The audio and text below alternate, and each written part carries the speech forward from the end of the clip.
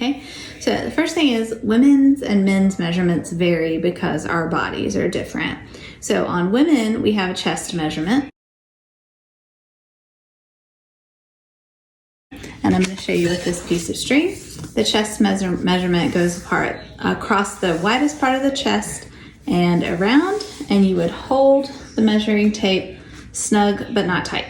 It would be impossible for you to take an accurate measurement for yourself, so you need a partner to help you out. The next measurement for a lady is the waist.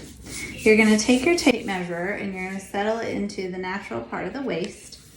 This is my natural waistline. It's my smallest point.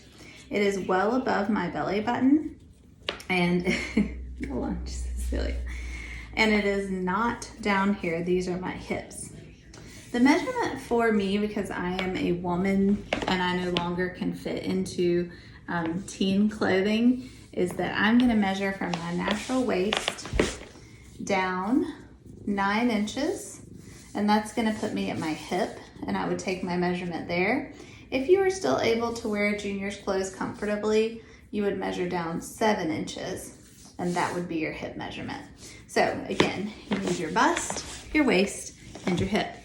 The last measurement is kind of difficult to show, but I'm going to try my best. There is a bone at the base of the neck. If you tilt your head forward, you should be able to feel it. That is the base of the neck, that bone right there. And you're going to measure down to where your natural waist is. So I find it helpful to tie a ribbon or string around your natural waist so that you know where your waist is, and then to have a partner measure from this bone down to this string. And that's how you take that measurement. Now, for men, you have some of the same measurements. One of the measurements that a man has that a woman also has is the chest. The only difference is that it's not called a bust, it's called a chest. They also have a waist. Men's waists tend to go in just a little bit less than women's do. They have a hip as well, which is their widest point on their lower part of their body. And then men have 2 additional measurements that women don't have. One is around the neck, plus a 1/2 inch. That's for shirts.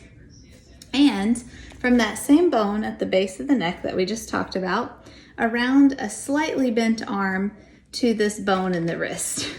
If you go from this bone all the way up to that neck bone, that's going to be your arm measurement, which is important if you're making a button-down shirt.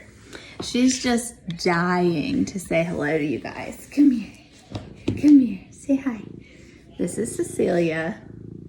She's very happy to meet you. All right, well, that's what I got for you for body measurements. You do need to know how to read a ruler. And when you read a ruler, you're going to read it to the closest eighth. Some rulers go all the way down to the 16th. Some yard sticks and some measuring tapes go down to a 16th. That's more for woodworking. If you can read it down to an eighth, then you're doing pretty good. Couple of rules about taking body measurements. Make sure that you take them with the tape measure held snug but not tight. You want to take them with a partner. You do not want to try to take them yourself, because when you're bending over to read the ruler, you're changing the way your body is shaped because you're pushing and pulling and twisting. It's very, very hard to do by yourself. You also want to make sure that you're taking them over standard undergarments. And if you don't have undergarments or you don't feel comfortable working with a partner with your undergarments, you could take them over some tightly fitted clothes. Like I wore leggings and then just a t-shirt. And finally, you want to make sure that you're taking accurate body measurements, because they are going to dictate everything else that we learn about, such as what size pattern to use, how much fabric to buy, and how to read a yardage chart. So those are all very helpful. I hope that helps. Until next time.